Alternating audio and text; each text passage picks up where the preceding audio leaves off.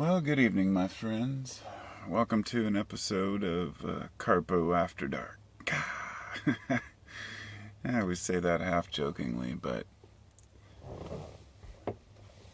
it's a nice, quiet evening, a little bit damp. I came out to sit in my car to make a video again because I had a couple minutes and it's quiet here.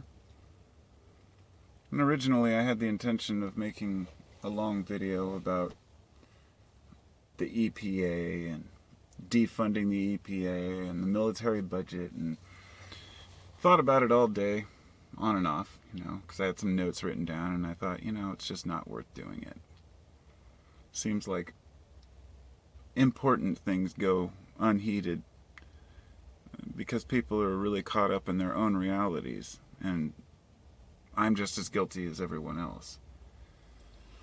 One thing I try to avoid in my life is confirmation bias, meaning that whenever I want to learn about something, I go from both angles. In fact, one of the most important, crucial rules that I've learned about knowledge is there are very few things that you can really know for sure. And a majority of what we know, we're not certain about other than what we've been told or what we've learned. And this could be as simple as knowing that Germany is a real place, even though I've never been there. Or knowing that historically there was a particular event which may or may not have happened. And a lot of folks have taken it to the point where they don't believe anything anymore. They think that their entire history is a lie. But there are many lies, and it's more of, I would say the issue isn't so much of making things up or completely lying or what today they call fake news. It's not a matter of being fake. It's a matter of being biased one way or another. In other words, omitting conveniently certain aspects that a person doesn't want to deal with. And that's why, for example, in the 80s, they had a media clause, which was the basically fair reporting that every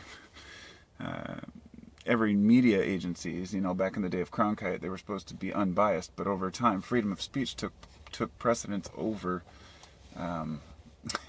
over the fairness, and that's because people tend to be biased in their lives. And this is not just with, this is with media, with religion, how we feel about one another, how we feel about our own lives. But really what I wanted to dig into here was a little bit of our own personal lives and how we take information in life and what we find to be important and trivial.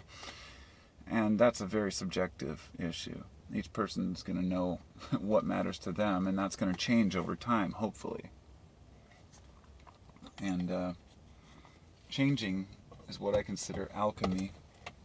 The word alchemy, has many different meanings, connotations, relations to it. Most people picture, a guy sitting in a candlelit room trying to turn lead into gold.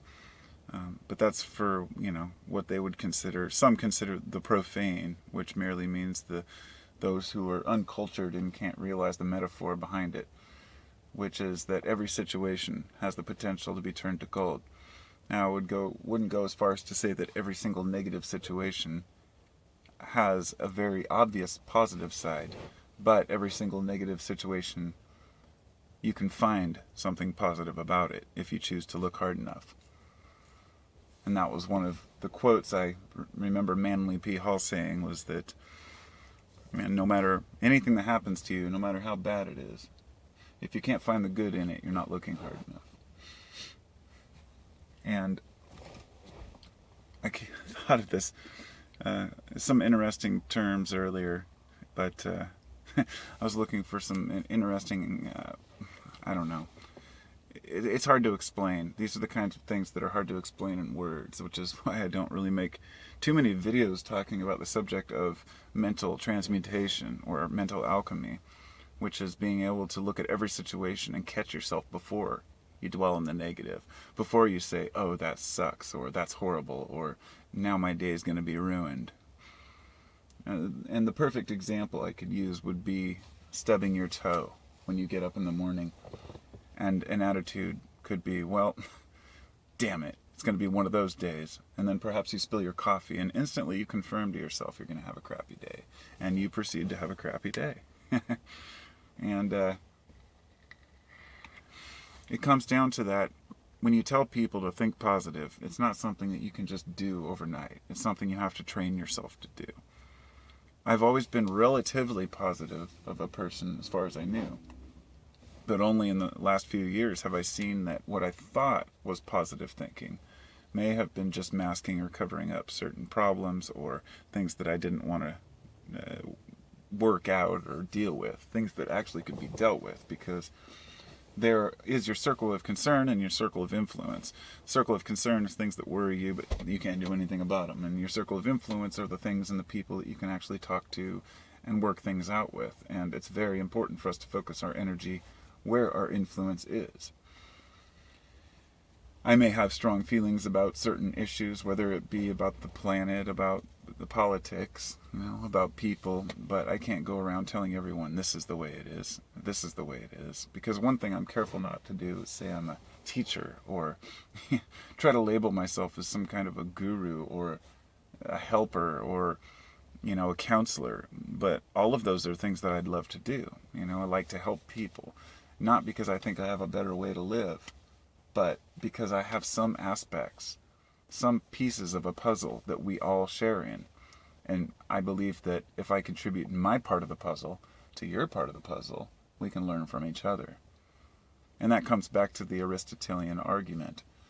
The word argument today has led to many fallacious terms. Using fallacies is the simplest one is the ad hominem attack, where a person gets into a discussion and next thing you know, you say something that they don't want to hear, even if it's a fact, and all of a sudden you're labeled a heretic and they hate you and make up things about you or your family or your life. And believe me, as a YouTuber who's been on here for say 6 years now, at least making videos for 6 years, I have been attacked from every angle from people.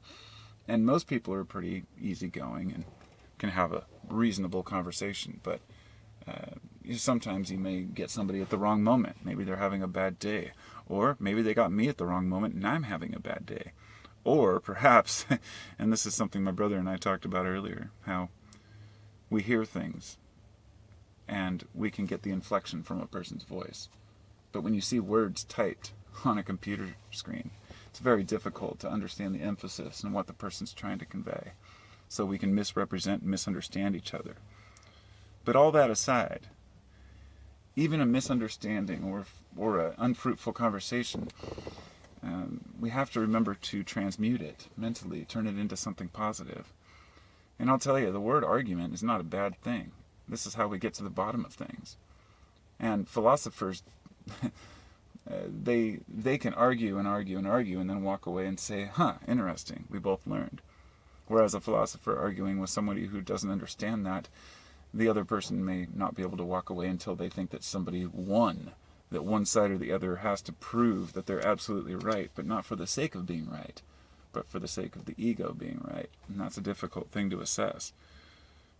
I think that the ego plays a role regardless, because it's good to know that you know something and to be able to share that with others. And the idea is that both people should be learning from it, even if you're only learning what not to think or how not to do arithmetic or whatever it may be. That I've made many mistakes in my life, and instead of seeing those things as,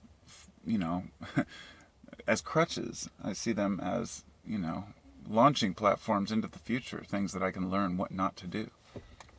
It's funny because a lot of parents, the example that comes to mind, knew a lot of parents growing up that, or a lot of friends that had parents who were very against drugs, for example, and they even, a couple of them had to get sent to drug treatment just for smoking pot a couple times. Their parents were so worried that they would get doped up. And then, lo and behold, after they're finally old enough to do things on their own, they become addicts.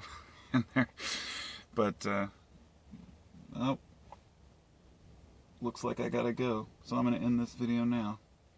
I will talk to you all later. My wife's home, so I'm gonna go in the house now and enjoy my evening. Whoop. Hi, wifey poo. Just remember to make things the best you can. Get the most positive outlook you can. And make life bearable. Peace.